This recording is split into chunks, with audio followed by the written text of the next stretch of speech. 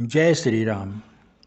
रावण ने जो गुप्तचर राम जी की सेना का बल और रामादल में क्या तैयारियां चल रही हैं उनका पता लगाने के लिए भेजा था, उन गुप्तचरों से रावण पूछ रहा है कि ऐ गुप्तचर, रामादल के क्या समाचार हैं, बताओ। तब गुप्तचरों ने रावण से कहा कि हे नाथ, आपने जैसे कृपा करके पूछा है वैसे ही क्रोध छोड़कर मेरा कहना मानिए, मेरी बात पर विश्वास कीजिए। जब आपका छोटा भाई श्री राम जी से जाकर मिला तब उसके पहुँचते ही श्री राम जी ने उसको राजतिलक कर दिया कि रावण दूत हम ही सुनि काना, कपिन बांध दीने दुख नाना। श्रवण नासिका काटे लागे, राम शपथ दीने हम त्यागे। हम रावण के दूत हैं, यह कानों से सुनकर वानरों ने हमें बांधकर बहुत कष्ट दिए, यहाँ तक कि वे हमारे नाक कान काटने लगे। श्री राम जी की शपथ दिलाने पर कहीं उन्होंने तब जाकर हमें छोड़ा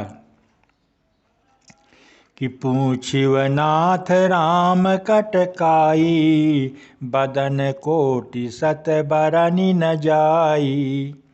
नाना बरन भालु कपिधारी, बिकटानन विशाल भयकारी।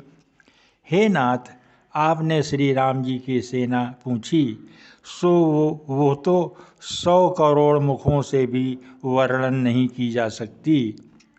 अनेकों रंगों के भालू और वानरों की सेना है जो भयंकर मुख वाले, विशाल शरीर वाले और भयानक हैं कि जेहिपुर दहेहु हतेहु सुत तोरा, सकल कपिन महते ही बल थोरा। अमित नाम भट कठिन कराला, अमित नाग बल विपुल विशाला। जिसने नगर को जलाया और आपके पुत्र अक्षय कुमार को मारा, उसका बल तो सब वानरों में थोड़ा है। असंख्य नाम वाले बंदर बड़े ही कठोर और बड़े भयंकर योद्धा हैं। उनमें असंख्य हाथियों का बल है और वे बड़े ही विशाल हैं कि एक कपि सब सुग्रीव समाना, इन सम कोटिन गनई कुनाना। कि राम कृपा अतुलित बल तिन्हि, तृण समान त्रैलोकहि गनहि। ये सब वानर बल में सुग्रीव के समान हैं और इनके जैसे एक दो नहीं करोड़ों हैं, उन बहुत सौ गिन ही नहीं सकते हैं। श्री राम जी की कृपा से उनमें अतुलनीय बल है, वे तीनों लोकों को तृण के समान तुच्छ समझते हैं। हे दशग्रीव, मैंने कानों से ऐसा सुना है कि 18 पद्म तो अकेले वानरों के सेनापति हैं। हे नाथ, उस सेना में ऐसा कोई वानर नहीं है जो आपको रण में न जीत सके। कि परम क्रोध मीजहि सब हाथा, आयसु पै न देहि रघुनाथा। कि सो सहि सिंधु सहित झस ब्याला, पूरहि नत भरि कुधर विशाला। सबके सब अत्यंत क्रोध से हाथ मीजते हैं, पर श्री रघुनाथ जी उन्हें आज्ञा नहीं देते। हम मछलियों और सांपों सहित समुद्र को सोख लेंगे, नहीं तो बड़े बड़े पर्वतों से उसे भरकर पाट देंगे। कि मर्द गर्द मिलवहि 10 सीसा, ऐसे ही बचन कहाहि सब कीसा। कि गरजहि तरजहि सहज असंका, मानहु ग्रसन चाहत है लंका। और रावण को मसर कर धूल में मिला देंगे। सब वानर ऐसे ही वचन कह रहे हैं। सब सहज ही निडर हैं, इस प्रकार गरजते और डपटते हैं मानो लंका को निगल ही जाना चाहते हैं। कि सहज सूर कपि भालु सब, पुनि सिर पर प्रभु राम, रावण काल कोटि कहूँ जीति सकहीं संग्राम। सब वानर भालू सहित ही सूरवीर हैं, फिर उनके सिर पर प्रभु सर्वेश्वर श्री राम जी का हाथ है। हे रावण, वे संग्राम में करोड़ों कालों को भी जीत सकते हैं। कि राम तेज बल बुद्धि विपुलाई, शेष सहस सत सकहि न गाई।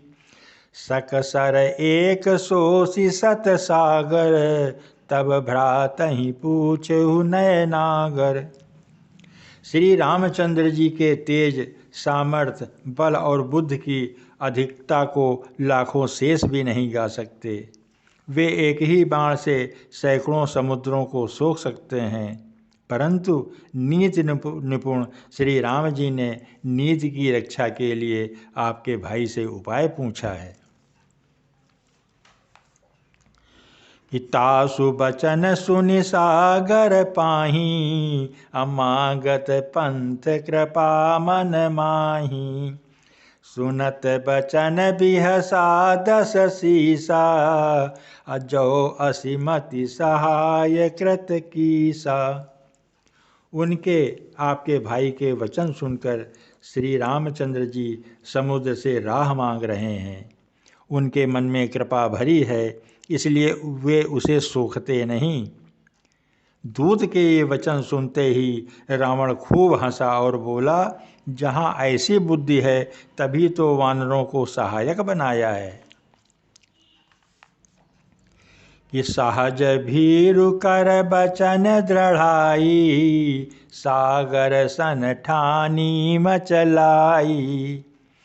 मूल मृषा का करसि बढ़ाई, रिपु बल बुद्धि था मैं पाई। स्वाभाविक ही डरपोक विभीषण के वचन को प्रमाण करके उन्होंने समुद्र से मचलना बालहट ठाना है। अरे मूर्ख, झूठी बड़ाई क्या करता है, बस मैंने शत्रु राम के बल और बुद्धि की था पा ली।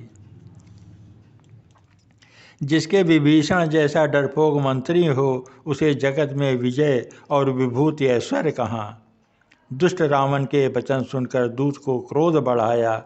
उसने मौका समझकर पत्रिका निकाली। कि रामानुज दीन्ही यह पाती, नाथ बचाई जुड़ावहु छाती। बिहसी बाम कर लीनी रावण, सचिव बोली सठ लाग बचावन। और दूत ने कहा कि श्री राम जी के छोटे भाई लक्ष्मण ने यह पत्रिका दी है। हे नाथ, इसे बचवाकर छाती ठंडी कीजिए। रावण ने हंसकर उसे बाएं हाथ से ले लिया और मंत्री को बुलवाकर वह मूर्ख उस चिट्ठी को पढ़ने के लिए उसने कहा। जय श्री राम, जय श्री राम।